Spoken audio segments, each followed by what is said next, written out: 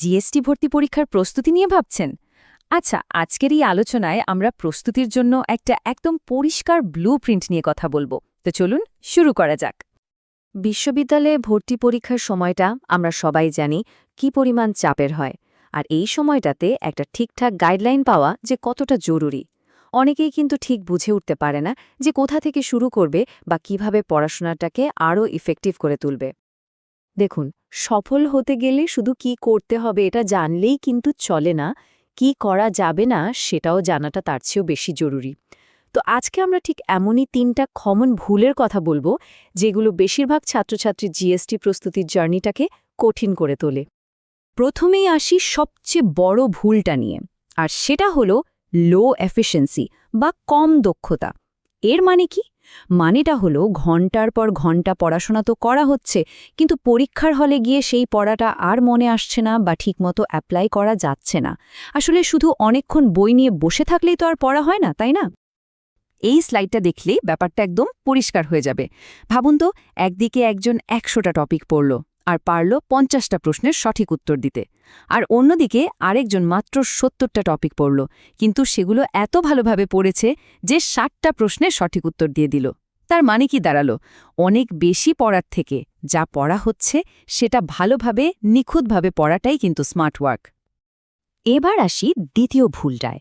এটা হলো ক্লাসের উপর খুব বেশি নির্ভর করা আর পরীক্ষা একদমই না দেওয়া বা কম দেওয়া।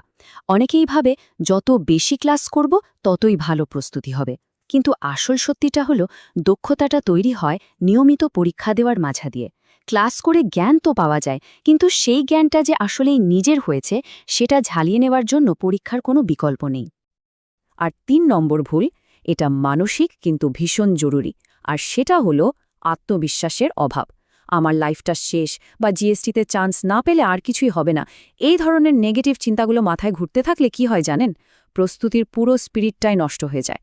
আর এমন একটা মাইন্ডসেট নিয়ে নিজের সেরাটা দেওয়া তো প্রায় অসম্ভব, তাই না? আচ্ছা, ভুলগুলো তো জানলাম, কিন্তু সমাধানটা কি? কিভাবে এই ভুলগুলো থেকে বেরিয়ে আসা যায়? চলুন এখন আমরা প্রস্তুতির প্রথম স্তম্ভ বা পিলার নিয়ে কথা বলি, আর সেটা হলো দক্ষ পড়াশোনা। মানে কিভাবে পড়াশোনাকে আরও এফিশিয়েন্ট করা যায়। এর জন্য কিন্তু একটা দারুণ কৌশল আছে। পুরো সিলেবাসের পেছনে না দৌড়ে প্রথমে শুধু শর্ট সিলেবাসটা একদম ভালোভাবে শেষ করে ফেলা। তারপর তারপর ফোকাস করতে হবে সেই সব টপিকসগুলোতে যেগুলো থেকে ঘুরে ফিরে প্রশ্ন আসেই। আর অবশ্যই প্রশ্ন ব্যাংক সলভ করা আর রেগুলার রিভিশন দেওয়া, এই দুটো তো মাস্ট। এবার আসি আমাদের ব্লুপ্রিন্টের দ্বিতীয় পিলারে, আর সত্যি বলতে এটাই হয়তো সবচেয়ে গুরুত্বপূর্ণ অংশ, পরীক্ষার অনুশীলন। একটা কথা মাথায় গেঁথে নিতে হবে, এই জিনিসটাই কিন্তু সাফল্যের সবচেয়ে বড় চাবিকাঠি। এই কথাটা একদম মনের মধ্যে গেঁথে নিন। এক্সামের কোনো বিকল্প নেই, কোনোভাবেই নেই। পড়াশোনা করার পর একমাত্র এক্সামই বলে দেবে প্রস্তুতিটা কেমন, কোথায় ঘাটতি আছে। আর টাইম ম্যানেজমেন্টের স্কিলটাও তো এখানেই তৈরি হয়, তাই না? এই প্র্যাকটিসটাই কিন্তু ফাইনাল পরীক্ষার জন্য কনফিডেন্স এনে দেয়। ব্যাপারটা একটা পজিটিভ সাইকেলের মতো কাজ করে। যত বেশি পরীক্ষা দেওয়া হবে ততই স্কিল আর স্পিড বাড়বে, আর যখন স্কিল বাড়বে তখন আত্মবিশ্বাসও কিন্তু আপনা আপনি চলে আসবে। আর পরীক্ষার হলে ভালো করার জন্যে এর চেয়ে জরুরি আর কি আছে বলুন? আমাদের ব্লুপ্রিন্টের শেষ স্তম্ভ কিন্তু কোনোভাবেই কম গুরুত্বপূর্ণ নয়, সেটা হলো পজিটিভ মাইন্ডসেট বা ইতিবাচক মানসিকতা। দেখুন, শুধু পড়াশোনা আর পরীক্ষা দিলেই হবে না, মানসিক প্রস্তুতিটাও কিন্তু ঠিক ততটাই জরুরি। তো এই পজিটিভ মাইন্ডসেট কিভাবে তৈরি করা যায়? প্রথম কাজ, সব নেগেটিভ চিন্তা মাথা থেকে একেবারে ঝেড়ে ফেলা। এরপর নিজের ভুলগুলো নিয়ে একটু ভাবা, মানে সেলফ রিফ্লেকশন করা।